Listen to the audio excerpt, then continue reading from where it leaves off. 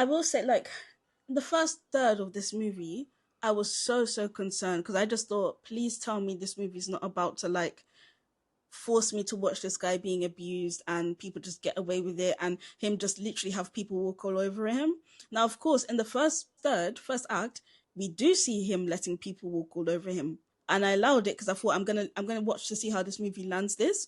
And I have to say I was very impressed. Any critique I was starting to prepare in my head, the movie already subverted it. And I've heard Harry Lighton say that he very specifically wanted to be so careful about his depiction of sex in this movie and ensure that every sex scene we see contributes something to the story and contributes something to what we're supposed to understand about these two men. And it definitely did that for me. The first scene where we see them having intercourse, let's say, that that sex scene was really hard to watch for me.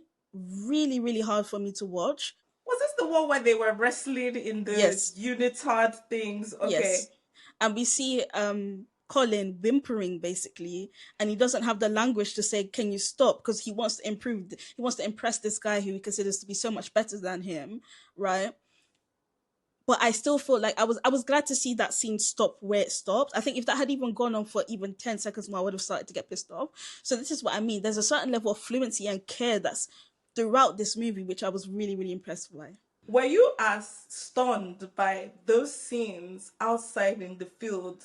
The only time we get full frontal nudity of Alexander Skarsgård, But as I was. was that Well, actually full frontal or was it like a it was a prosthetic? prosthetic, Yeah. 100% a prosthetic.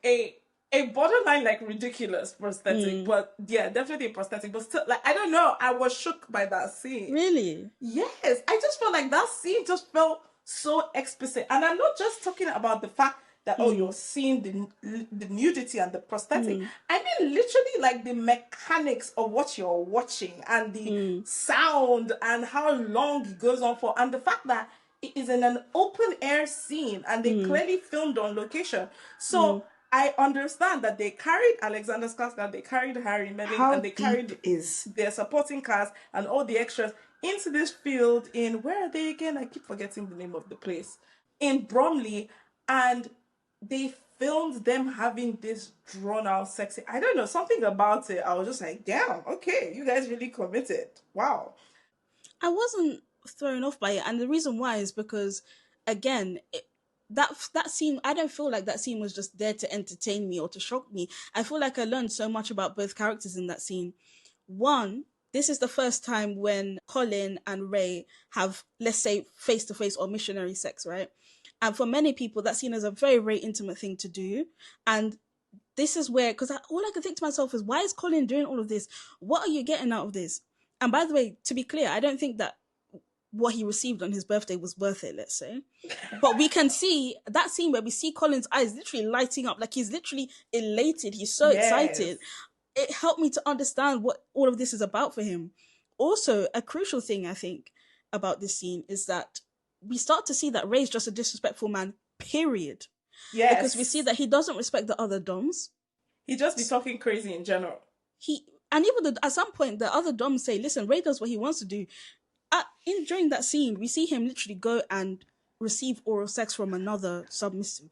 There's no conversation with another Dom about, oh, can I do this with your sub? There's nothing. He just goes and does it because he's Ray. And again, this is one of the good and bad things about the film. It's good in that it genuinely kept me going, like, what is happening in this movie? Like, I was very engaged.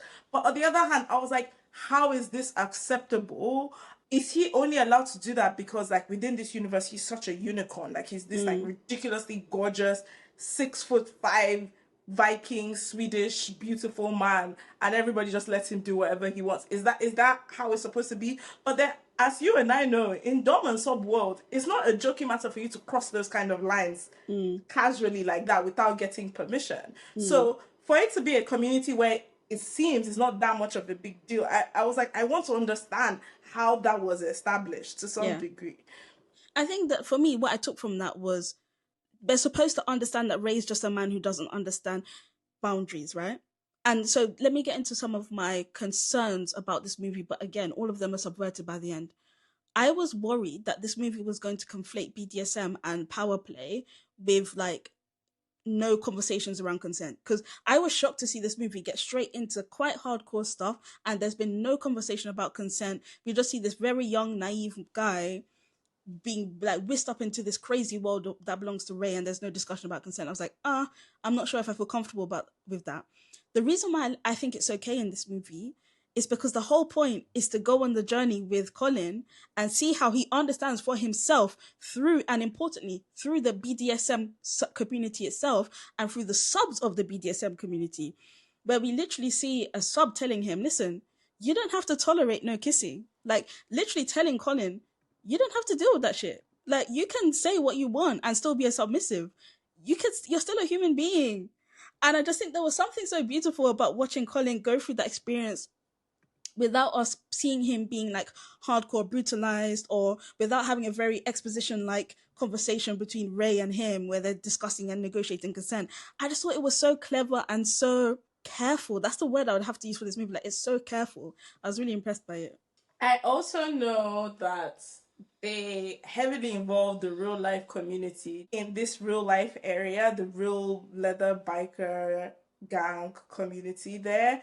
I met some of them at Cannes. I met some of them at London Film Festival. These are real life guys, and they involve them in every part of this process when it comes to like educating Alexander Skarsgård and Harry Melling about their real life community and how their worlds work when it comes to them being part of the production on camera and in the marketing. And I've noticed one thing I really liked, and again, it goes back to this whole thing about like care. In all the red carpets of the film I've seen so far, Alexander always makes sure he pulls all of them onto all the pictures with him, to take pictures, to celebrate them.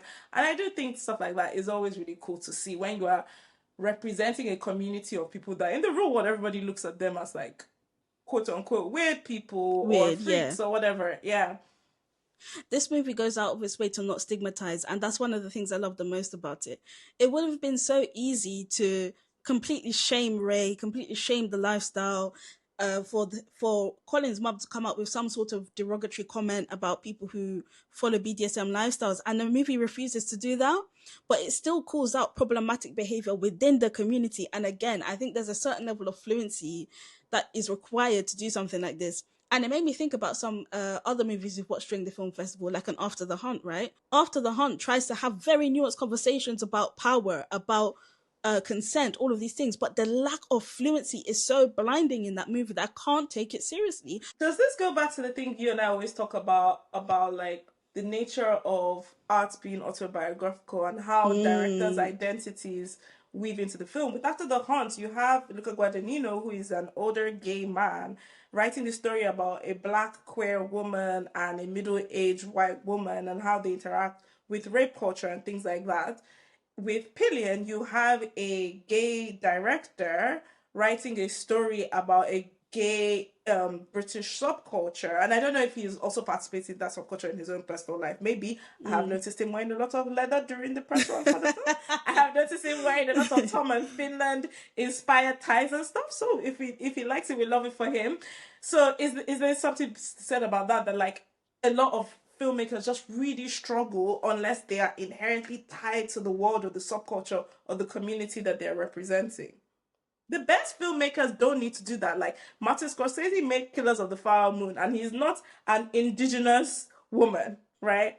And so I'm not saying it's always like that, but I do notice a pattern with the people that seem to struggle with it a lot.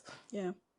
One thing that I thought while watching this movie as well is the fact that, like, one of the things I love the most about queer cinema is I feel that queer cinema has so much more to teach me about the nature of relationships, about consent, about power, about boundaries than heterosexual media ever has.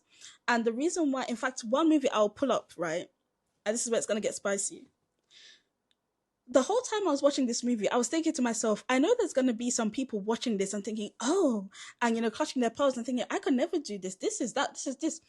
And all I could think was, dom sub relationships exist everywhere. Because I had just watched Hamnet, and the way how Agnes was, her character in that situation, is that not a sub? I would even get broader and say just like in terms of how a lot of heterosexual relationships are, just like literally in general, a trad wife. The patriarchy. Like there is so much. I constantly say this to my friends that like the way a lot of us are socialized, right? A lot of young women are socialized to swallow non-stop hatred, disrespect, and dehumanization in the service of being chosen by a Right? man. Because let's look at what Colin does to demonstrate that he's a sub. What does he do? He cooks. Yes, I He do the cleans. cooking. Yes, I do the cleaning. He does the shopping. He does. The sex is over when Ray's done with it. Oh, Sounds very familiar, no?